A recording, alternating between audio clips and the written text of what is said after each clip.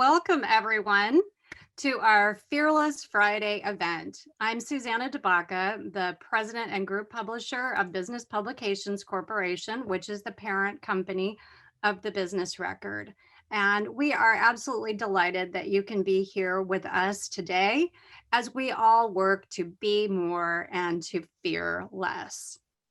We are very glad to have you here. Some of you have joined us before, but we also see a lot of new faces. We saw a lot of new names in our registration, and we welcome you to our Fearless family. And we hope that you'll continue to join us on many, many Fridays to come. It's a great way to start your day. This month's topic is discrimination and adversity.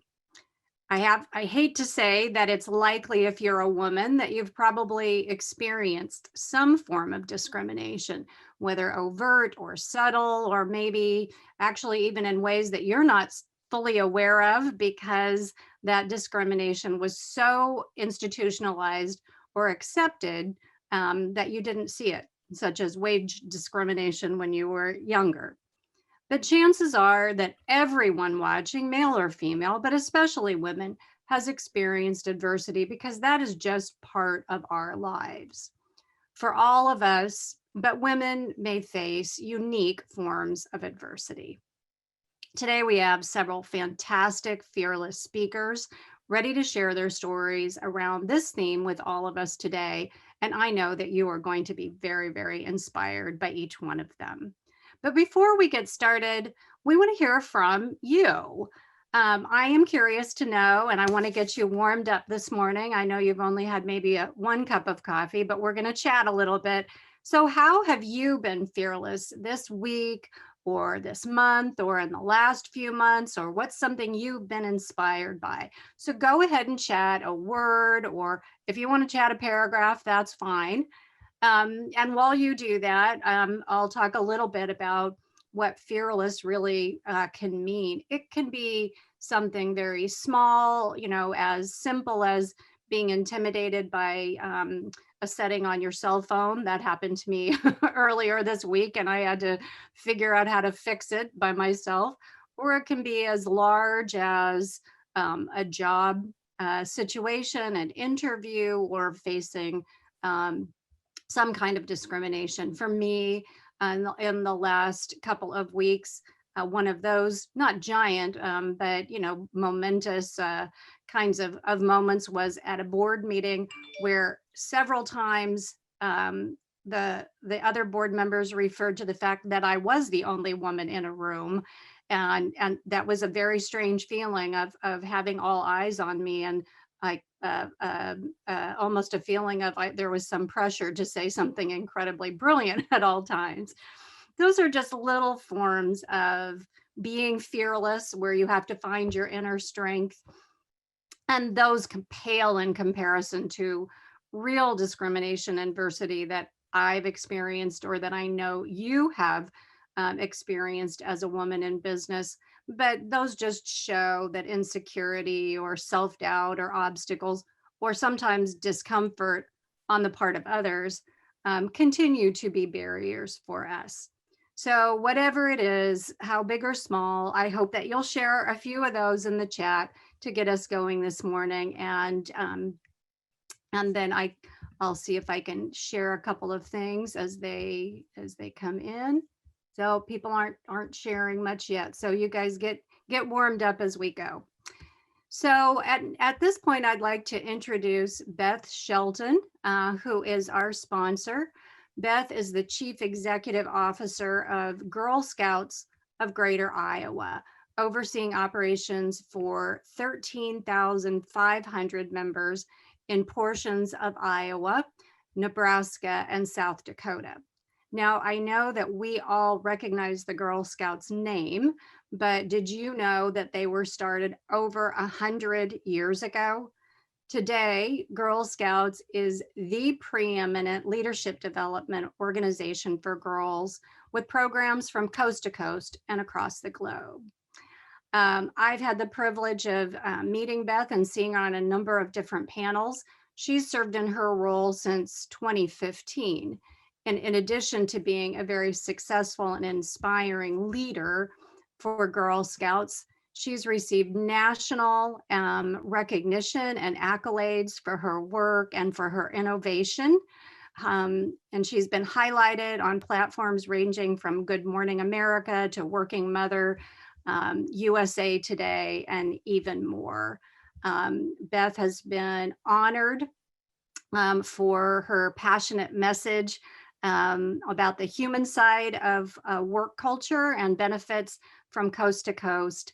And just really recognized for being such a champion for others. Now, Beth's message often addresses discrimination and adversity, and I think her personal determination and perseverance has been an inspiration for many, including me. So thank you, Beth, for your sponsorship, but thank you for your leadership and for your passion to empower others. I'll turn it over to you. Oh, thank you so much for the warm invitation. I'm not here today as one of the official speakers. I'm here to tee up all of the amazing stories and conversations that we're going to have today. So really, I just want to say, when we thought about, when we think about where to partner and who to sponsor, the idea of being fearless and the idea of really shining a spotlight on discrimination, anti-discrimination, inclusion is so important to me personally, to my life. And to the Girl Scouts. In fact, I've got my Girl Scout Fearless shirt on today because the Girl Scouts line up really closely with that message, obviously, with a core mission of building girls of courage, confidence, and character. When I think about some of the experiences I've had in life, I have lived a life of tremendous privilege, there's no question. And also, if you don't know, I'm missing one hand. And so sometimes when I do talk about discrimination from the lens that I sit in, and I don't speak for every single person with a disability, but those occasions still happen quite regularly. I would say, if not daily, certainly weekly.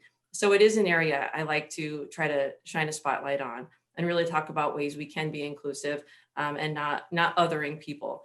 It's a really fun segue today because I get to talk a little bit about Sarah Routh, who is here to represent Girls Rock as well. Sarah and I actually went to college together.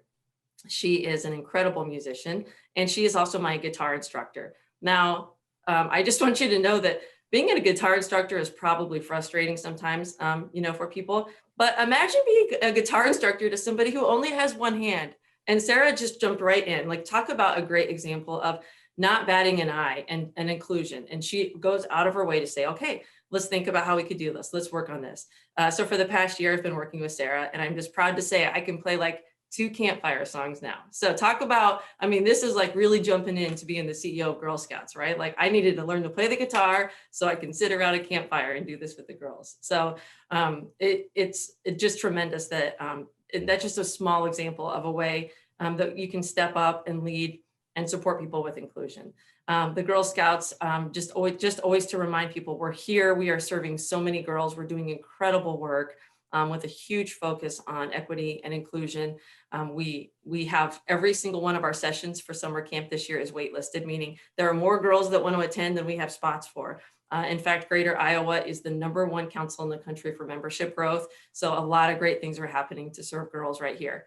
And with that, I'm going to go ahead and turn it over and get on with our program. But thank you so much for letting me be part of it today. And I'm looking forward to hearing all the messages. Well, thank you, Beth, for being here. We really appreciate it. Thank you to Girl Scouts for everything that you do. And I'm excited to hear some of your guitar playing maybe at a future event. You never know, it could be a second career for you. Speaking of leadership and fearlessness, I'm now very pleased to be able to introduce you to Emily Barski. You've met her at other Fearless events and seen her at other Business Record events. She is the editor of the Business Record. Emily was absolutely instrumental in helping us develop the Fearless brand and relaunch that we did last November, and has been at the helm of the initiative along with Emily Blowbaum, whose actual title is Fearless Editor, and the rest of the Business Record team. They continue to produce relevant, timely, and very powerful work in Fearless to help you succeed in work and in life. Emily Barski is now going to give you an overview of today's program and a little bit more background on Fearless. So good morning, Emily. Good morning, and thanks, Susanna. Hi, everyone, and thank you so much for being here to kick off your day with Fearless Friday. Just a few quick technology tips. If for some reason we lose our connection or Zoom shuts down, you can simply get back to the event right through the same link that you used to get in. And if you have any questions related to technology or anything about our program, please feel free to drop those in the chat at any time, and our staff will be happy to address those. So we created Fearless in November, and it's really came out of a simple goal to empower Iowa women to succeed in work and life. And it's our belief that women's issues are everyone's issues. So we want to make sure that we're welcoming anyone to these conversations. And we really believe that connecting our Fearless audience is really key to this. So our hope is that as you read the newsletter each week, you'll find something that's of particular interest to you and in-depth content that really helps you learn something new or understand a different perspective than you did before. And then when we come together each month, we want to give you the chance to talk about it and meet others that are equally passionate about these issues. So that's really the goal behind this Fearless Friday series. And we're glad to see that many of you have returned from our first few events, and we also see some new faces today, which is great. So through Fearless, we're always wanting to talk about timely topics, but we also wanted to ensure that the many issues that affect women, that we could cover them and make sure that we had in-depth content on them.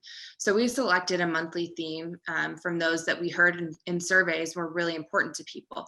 And this month's focus is on overcoming discrimination and adversity. And we know that though discrimination has changed over the years, it still persists today in some of the same forms and also in new ways. Discrimination and adversity are also really multifaceted. Each of us carries all of our identities, not just one singular identity. So the gender wage gap, while it affects all women, it affects women of color in greater disparities. And women with disabilities face greater employment discrimination and are also treated differently if they decide to become parents.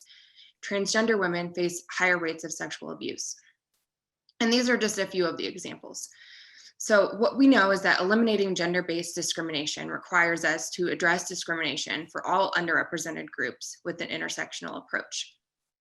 So we specifically chose to focus on overcoming discrimination and adversity this month because it's Sexual Assault Awareness Month, though we know that discrimination is persistent any time of the year and among all groups. These topics aren't easy, and quite frankly, they're unfair, but they all require a collective effort of supporting each other and working to change systems that are inequitable. Chanel Miller, a sexual assault survivor whose case garnered national attention, talked about the need for women to support other women in her victim's impact statement that she delivered during her trial. And she said, "To girls everywhere, I am with you. On nights when you feel alone, I am with you. When people doubt you or dismiss you, I am with you. I fought every day for you, so never stop fighting. I believe you." And I just thought that quote was really powerful about the way that we can help support one another even through adverse experiences. So today we'll start by hearing from our three speakers, and they're each going to share their own personal stories navigating discrimination and adversity. And then we'll get into a couple of small group discussions. And you'll want to stick around to the very end because we'll do a drawing for a Fearless Prize. So as you listen today and talk with others, we really hope that you'll find ways that you can stay connected with Fearless, whether that's submitting a story idea or following up with people that you meet or making note of a topic you want to learn more about later.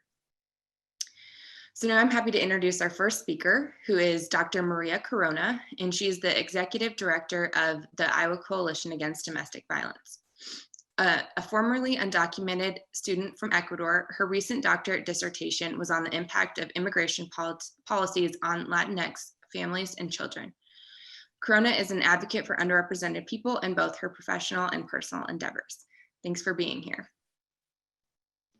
Thank you, Emily. Buenos días a todos. Good morning, everyone.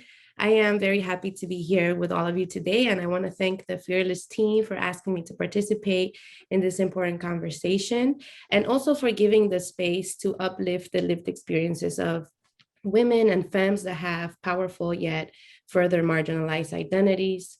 I also want to thank each and every one of you who is joining today, this morning, to have a discussion on such a heavy topic, but also to be in community, learning from each other and listening to the realities of people that you may or may not have a chance to meet or connect with in your personal life.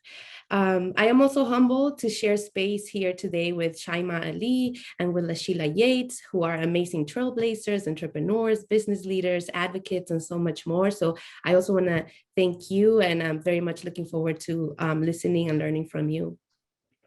I believe that in order to speak on discrimination and adversity, I would need to give some information about who I am, how I move in the world, and my lived experiences. And I will also just add a little bit of my research dissertation findings that are very much applicable to this topic too.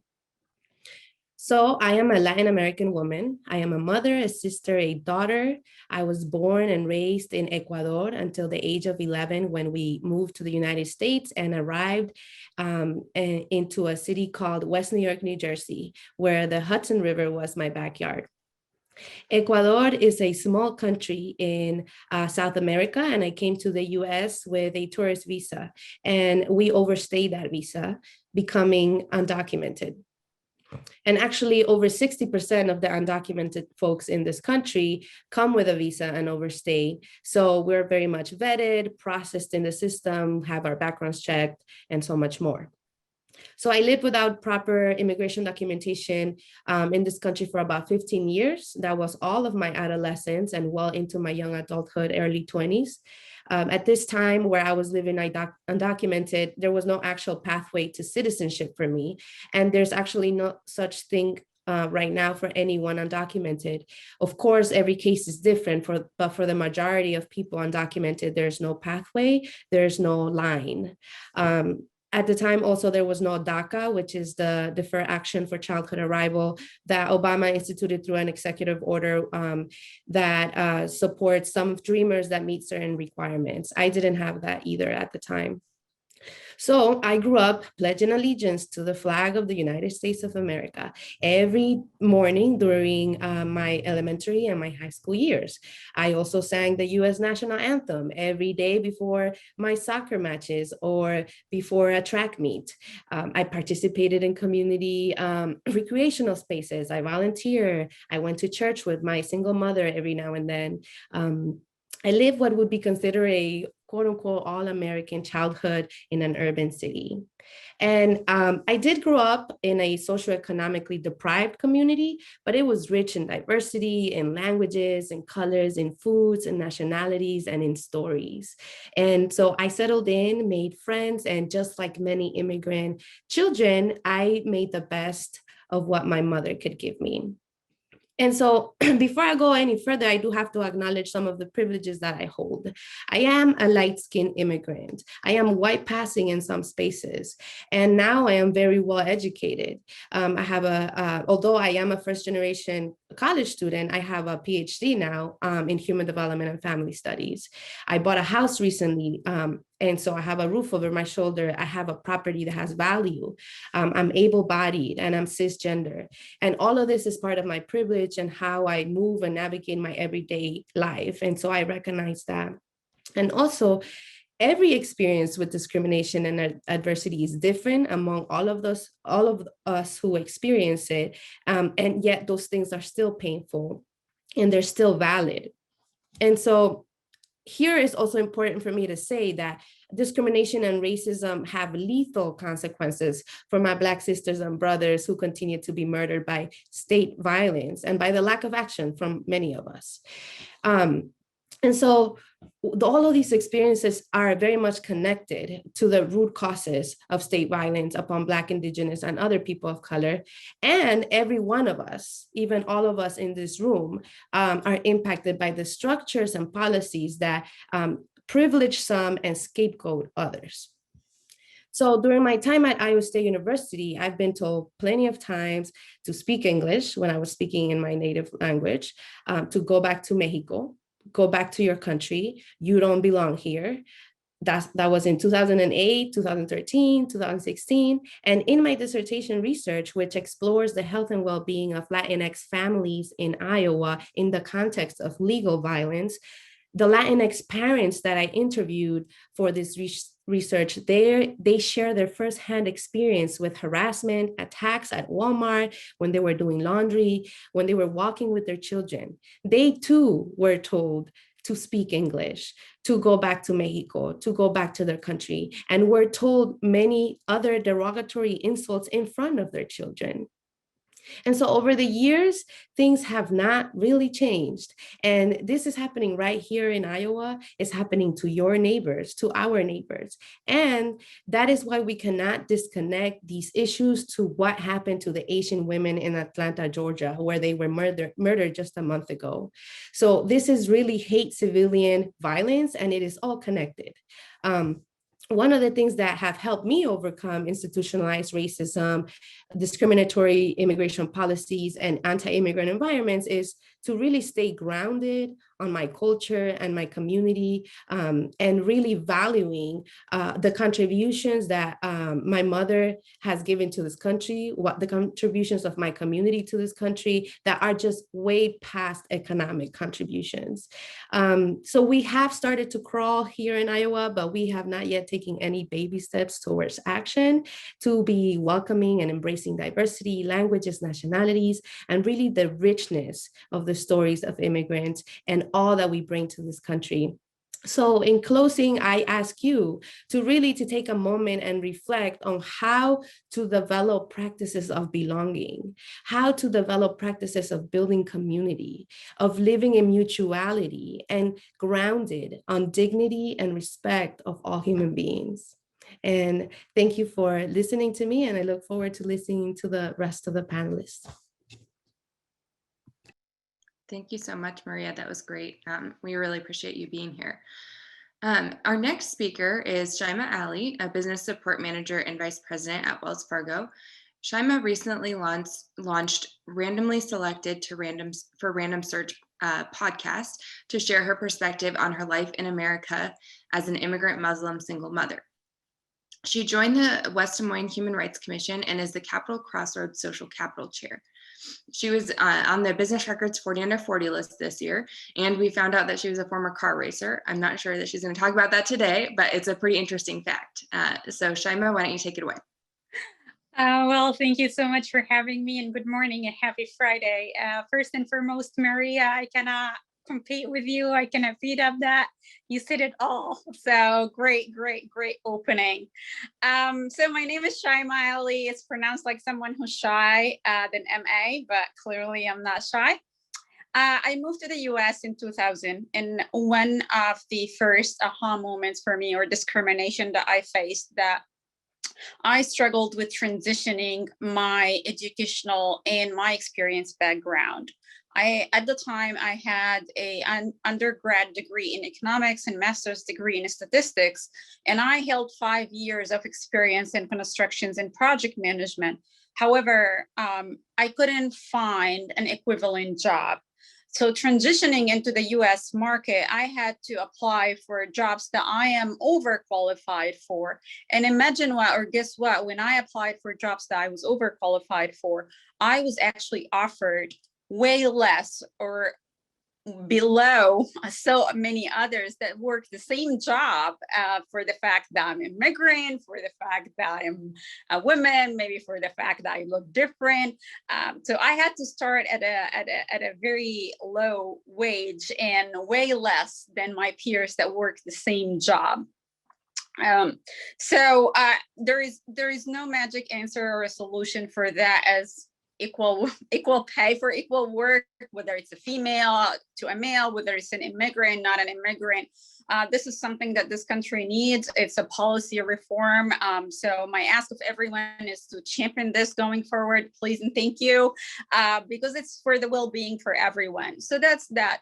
As I progressed through my career in the US, and I work in so many different companies, small sizes and big sizes, but one thing that I struggled with, to Maria's point, I heard so many things. So go back to where you came from.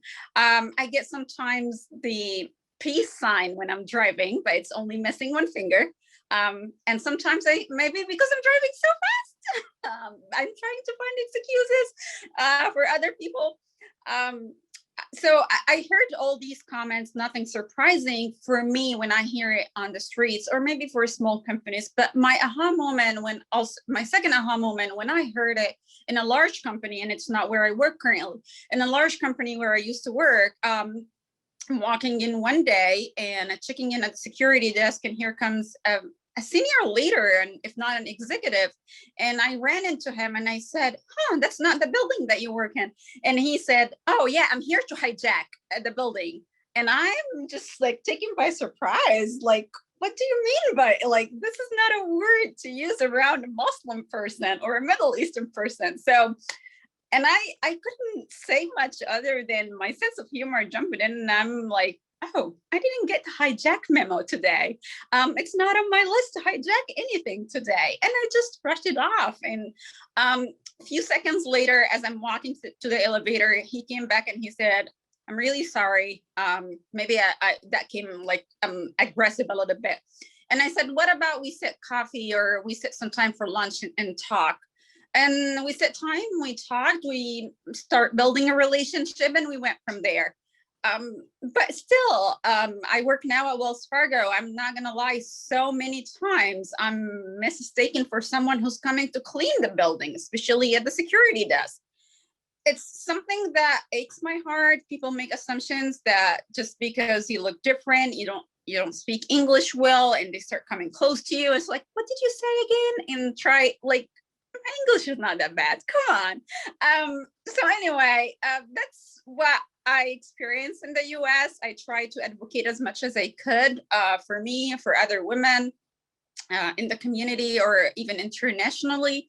It's not one person fight, it's everyone's fight. So my call to action for you today is please advocate, advocate, advocate, advocate. And if there is anything that we need, is more policy reforms and it changes in every single aspect of life. So thank you. Thanks so much, Shaimaa. That was great. And thanks for your candidness about everything. We always appreciate that about you. Next, I'm happy to introduce LaSheila Yates, the president and co-owner of West Sandy Bayou Candles and Novelties, a joint venture with her husband, Christopher Yates. Her company makes hand-poured candles and culturally affirming apparel. She's also a producer and moderator of KCRG TV9's Ethical Perspectives, and the president and founder of the Multicultural Small Business Institute.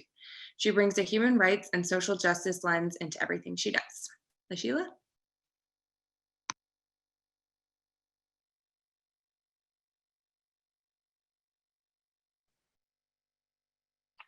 Hi, can you hear me? All right. Hi, my name is LaSheila Yates, and I am so glad to be here. Thank you for allowing me to share my story and my background. And I'm a very visual person. And so I'll just, just say that I'll start and share my story through pictures and a PowerPoint. And before I even get into the PowerPoint, I do want to say that I'm very honored to share this platform with Maria and Shaimaa. You have some amazing stories. Keep moving forward. There are women of color that are looking up to you. They need you. They need inspiration. And more importantly, they need to hear your stories. So thank you for sharing that. And so I'll move into the PowerPoint presentation. And so for myself, I'm just going to start off saying that, I had small beginnings, but big dreams and big ambitions. I'm originally from Louisiana. I grew up poor, and I can appreciate Fearless Fridays, even mentioning that it's Sexual Assault Awareness Month, as well as Child Abuse Prevention Month. I am a sexual assault survivor, and I recently did a show that will be out this Sunday on KCRG's Ethical Perspectives on the News, where I hosted a panel of individuals, and they talked about their experience of understanding sexual assault, child abuse in the context of COVID. And so I do want to appreciate you for mentioning that. Being from Louisiana, poor, there were many challenges. I can't deny that, especially being a Black woman. However, I wanted to do things differently. My mother only had an 11th grade education, so it was important for her to for us to graduate. I attended Peabody Magnet High School. I went on to receive my degree in sociology. I ended up getting my first master's degree in 1 year, and then I went on to get a second master's degree. While at the same time, in that period, I served 6 years in the Army National Guard as the heavy construction engineer. So I operated graders, front end loaders, dump trucks, tractor trailers. I was on it. I just knew what I had to do. But even in that point in time, I moved here to Iowa with my husband. We met in graduate school.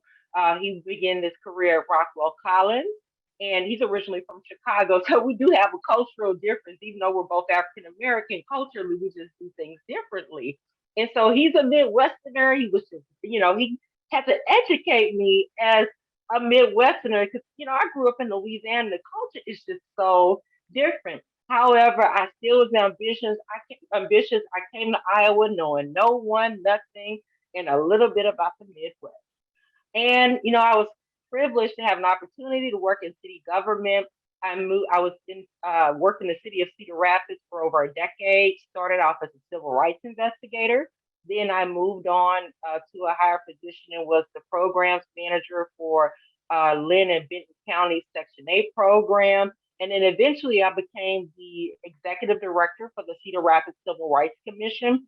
I was the first Black female to serve that role. And we've been here, decades. And also I was the first civil rights director for the city of Marion. I have that concurrently. And at the same time, I became the cities of Cedar Rapids' first chief diversity officer. They hadn't had one previously, but in that role, I saw that there was a need to not only develop policy, but to be thinking more critically of how can we get more people from diverse backgrounds involved in city government, as well as employed and engaged in the civic process. And so, as far as with a career, I truly enjoy working in government. I understand government systems. I even went to Drake University and graduated from their public administration program. So I'm a certified public administrator through Drake University. However, then we move on to adversity. Adversity is my unwanted guest. And, I would say having served as coming to Iowa, one thing I wanted to do to challenge myself, I'm a Southern girl. I can sometimes be prissy and a bit rough around the edges. And so I said I wanted to do something differently and unconventional. And so I became Mrs. Iowa International. And it was to challenge me to, sometimes we don't think about this. For me personally, I wanted to connect with a more feminine side of myself, but also as a way to connect women to STEM. And so as Mrs. Iowa International, my platform was focused on STEM education for underrepresented populations. And so I actually brought the first STEM festival to Cedar Rapids, and it was actually at a underrepresented school. A school with majority of underrepresented students and in a poor community at McKinley Middle School. And so I brought the first STEM festival here through my platform as Mrs. Iowa. And then plus I got to look a little pretty, experiment with makeup, wear a crown, but at the same time show something differently because I'm like, we got to reach our youth in a different way. And then I was like, well, I can look cute, but then there has to be a message with it. And so moving on to the adversity and the challenges that I face dealing with my health and how it really shaped where I'm going now. In 2008, as I was working, I was diagnosed with ulcerative colitis. And so at the same time, I was still working, still engaged in the community, went on to do the Mrs. Iowa International. I was, working with my husband. We were doing some robotics. We had an all-Black robotics team of all Black males, only one that was in Iowa. and we went on to the state each year, and I enjoyed doing that. But then I started getting really, really sick.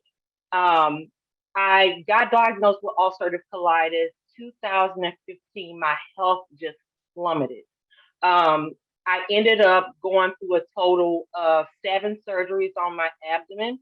I had my large intestine removed, and this is 7 surgeries between 2007, 2015, and 2017, and it rocked my world.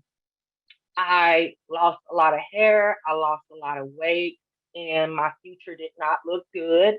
I had sepsis shock, and I almost lost my life when visiting my family in Dallas, Texas. And so I ended up having to stay at Baylor Hospital for a while to get healthy. All at the same time, I was still calling in, logging into work because I believed in the mission of civil rights justice and civil rights practitioners and civil rights advocacy.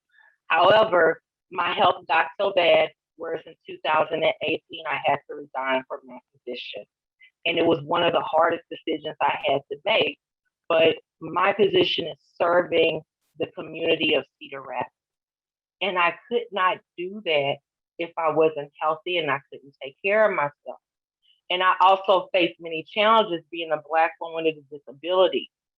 And so moving on to the next slide, you can see that, that's me there to the left and the top. And I thought I had it going on, but I was 100 and probably 19 pounds soaking wet in that dress. And I had my cane and I was still moving and shaking, still doing my thing.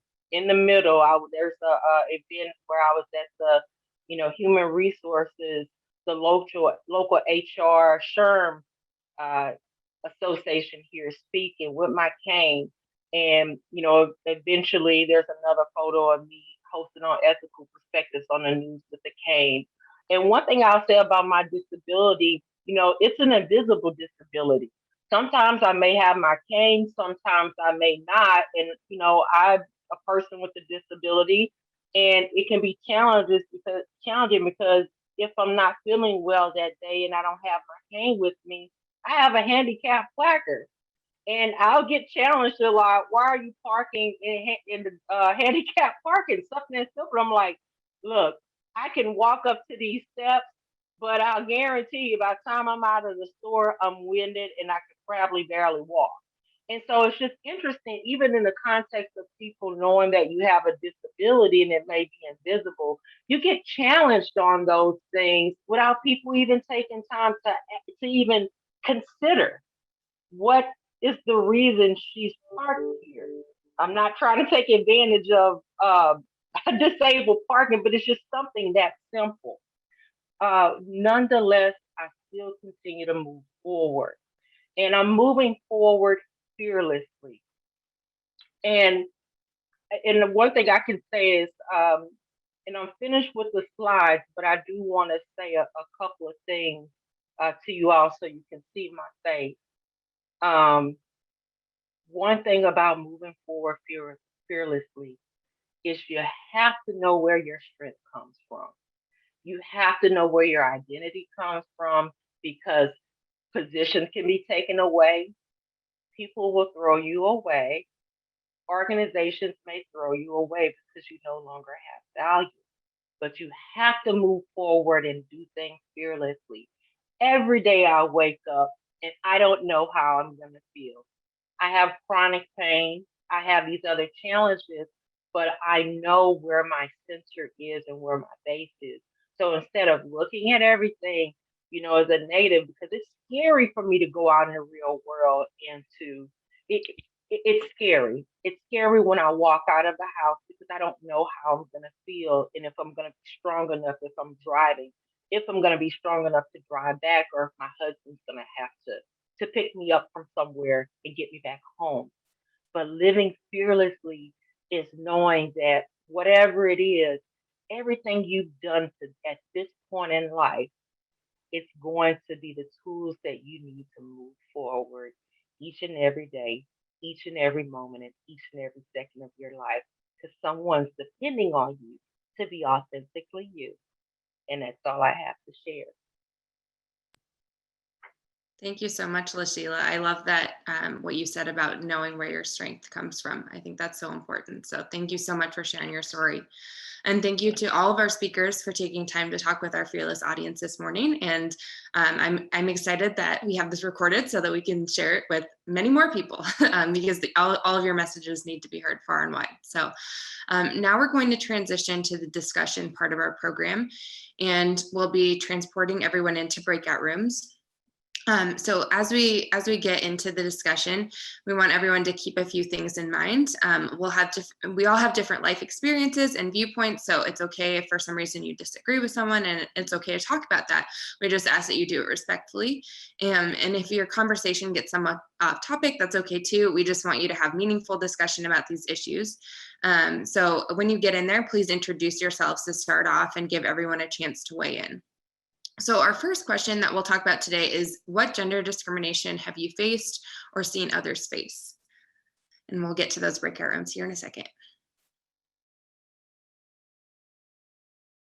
Hello, everybody. I'm Sarah Brown, the Director of Advertising. We're so glad that you're here today.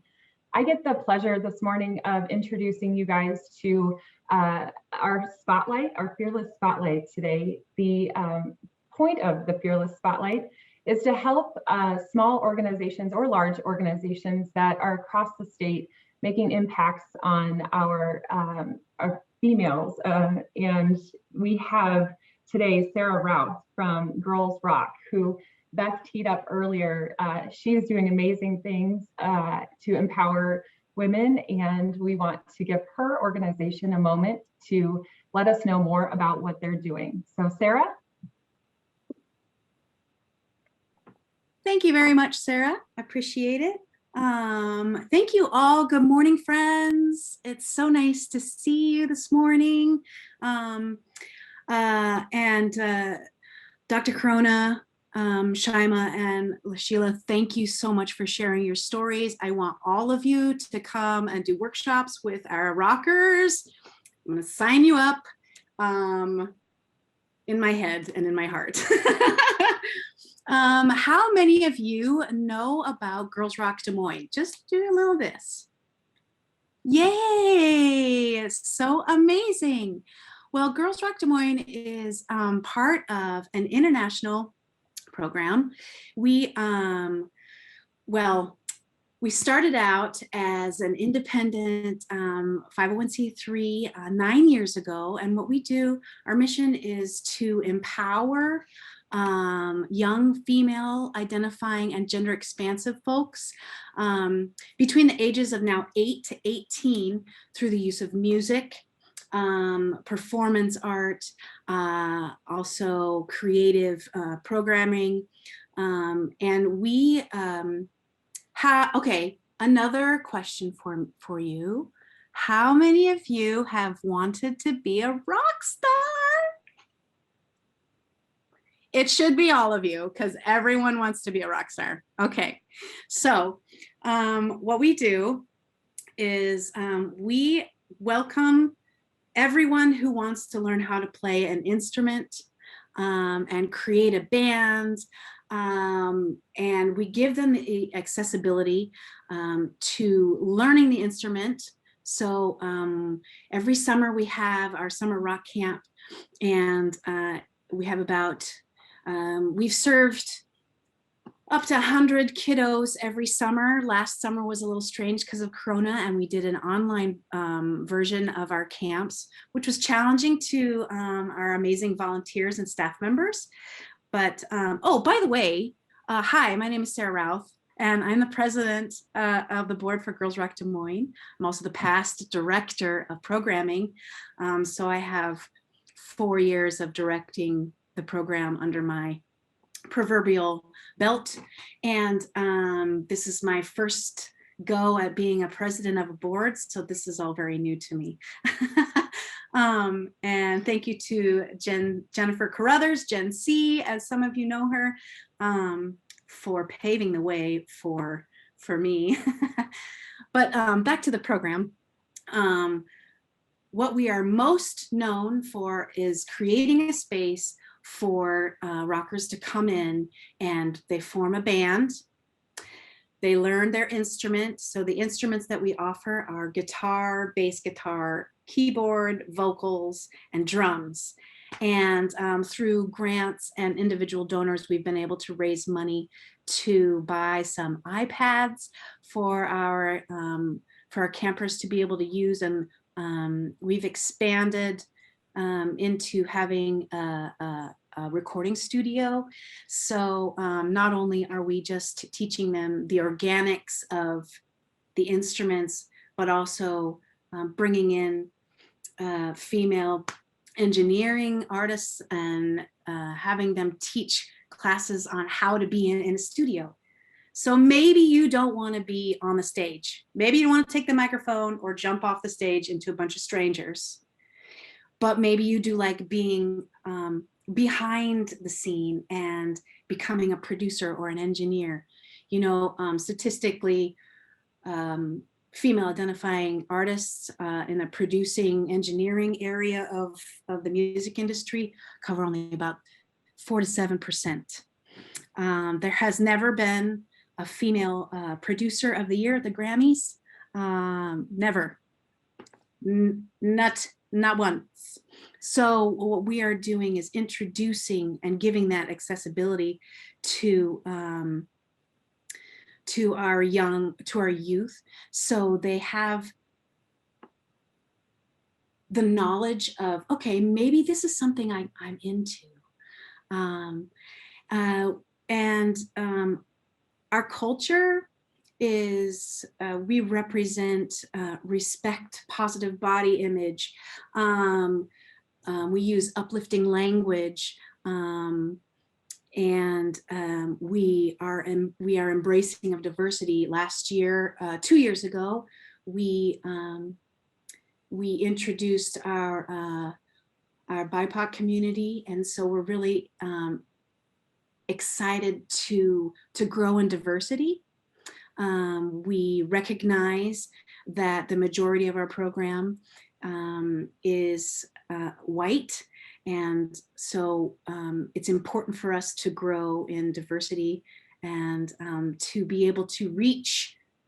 Our outreach needs to get into more communities and represent Des Moines better, So that is an ongoing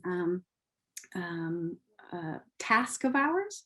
And yeah, I think that and the community, what we are made up of, are teachers and parents and volunteers and musicians and artists. And we have people from all over the state, all over the country that have come now that we have this ability to teach and educate virtually. It's been a new and bright future for us.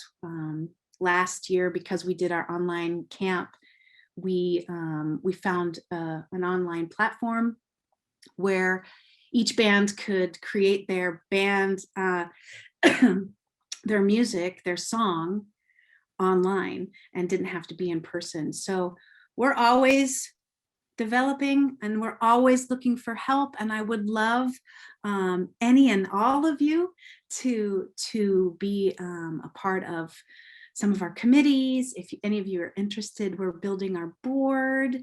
There's no contact information on that, but I'm going to put it in the chat so you can either reach out to me personally. Now let's see if I can talk and type at the same time. Girls, I can't do it. So there's my contact information. And if you want to reach out to me, I would love to hear from you. If any of you ever have any ideas for workshops that you'd like to introduce to our community of youth, we would love to chat more about that. I think I have talked enough, but thank you very much for shining a light on our program. We are, our footprint is getting stronger, and we really appreciate the support of our community. And it's so nice to see all of you. And Oh, we have our first, well, we're back at in-person camp. Sarah, I'm going to jump in now and say thank you so Yes. much to you. We love Girls Rock. We're so inspired by you. Thank you, Susanna. Yes, you guys are fantastic, and we appreciate everything that you do in the community. And I think now we're going to hear a little bit more from Emily Barski or Emily Blowbaum. Yeah, speaking of Sarah introducing Sarah, Emily gets to introduce Emily. So thank you very much. Emily Blowbaum is our Fearless editor, and she's really the engine behind our coverage for Fearless and covers women's and gender issues for us. So if you haven't had the chance to connect with her, we'd love for you to be able to do that. And I'll kick it over to you now, Emily. Thank you, Emily. I want to do something a little bit different this time around. And instead of briefly going over everything that we covered this month, I just want to quickly talk about one specific article that we published this month. And that was a compilation of examples of microaggressions that were pulled from our women's survey responses. So microaggressions are everyday subtle interactions and behaviors that communicate some sort of bias or discrimination, whether intentional or not. Sometimes it's an insult and other times it's an errant comment. There are likely thousands of different types of microaggressions, but some examples that survey respondents gave were, "You're pretty smart for a girl," "Where are you really from?" "You don't look gay," "It must be that time of the month," being called kiddo, sweetie, honey, or darling, having people ask, "How was your vacation?" when returning from maternity leave. And one woman even heard a male manager say, "Don't hire her. She's just going to go get pregnant and be gone." So to the people who make these comments, they may not appear to be harmful or malicious, but some psychologists compare them to death by 1,000 cuts. The building up of microaggressions can have consequences on the victim's mental and physical health. So for me, the vast majority of microaggressions that I've experienced have been while I worked as a photojournalist. In college, I had the tremendous opportunity of taking photos of Iowa State football games for our student newspaper. More often than not, I would be one of a handful or the only woman out of 36 other male journalists on the sidelines and in the press box. That alone didn't faze me a whole lot, but there were several instances where male photographers would think that I didn't know how to use my camera and would give me unsolicited advice. I was frequently harassed and catcalled by drunk fans. And during a timeout one game, one fellow photographer I had been sitting next to near the end zone had the audacity to try to set me up on a date with his son. I don't even remember how I responded because I was just too shocked. But I do remember feeling very uncomfortable for the remainder of the game. And I definitely spent a lot of my mental energy keeping tabs on where he was on the field so I could avoid him. And then when I worked as a photo intern at a newspaper in Nebraska, one piece of equipment I used while photographing athletic events was a giant lens that weighed about 10 pounds and needed its own stand. And that's at the picture on the right. I can't tell you how many times I would get comments like, "Need some help carrying that, hun?" Or "That's a really big lens for a girl like you." And again, those experiences don't seem like they would be very harmful, but they do add up. And they're really distracting. And for me, because I'm often working alone and I'm fairly small, I tend to avoid confrontation out of fear of my own safety and well-being. So instead, I just fake a laugh, which gets really old pretty quickly. So if you're comfortable, experts say that some ways to respond to microaggressions would be to ask for clarification, like saying, "Well, what do you mean by that?" Another response would be to express your feelings and say something like, "You know what, that's actually really sexist and that's not appropriate." And another way to respond is by pretending that you don't understand, because as people try to explain themselves, they're likely to realize how ridiculous their comment was. But I do want to point out, as with all forms of discrimination, the responsibility really does fall on the aggressor. The emotional labor of explaining why something is harmful or offensive should not have to fall on the victim. So now I think we're gonna go into our second breakout rooms really quickly. And we wanna know, what are some good examples you've seen of addressing someone that has said or implied something derogatory?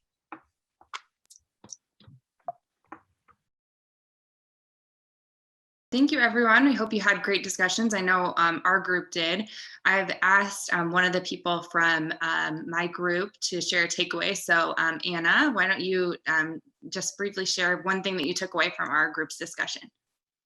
We had a nice discussion about the distinction between calling in versus calling out, and being able to have the courage to speak up in a way that can be a teaching experience for people as opposed to shaming somebody.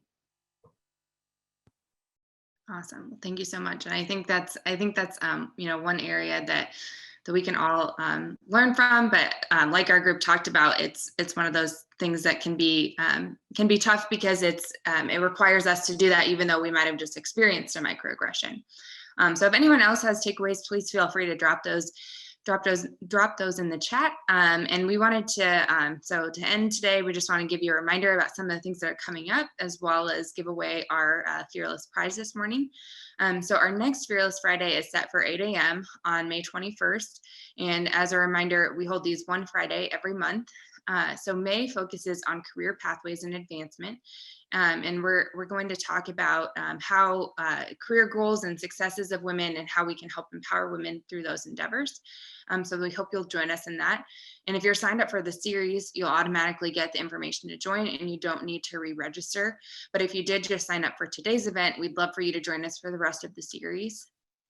And Fearless is really meant to be a community. So if there's somebody that you think would really benefit from the coverage and events, we encourage you to invite them because we all play a role in empowering women.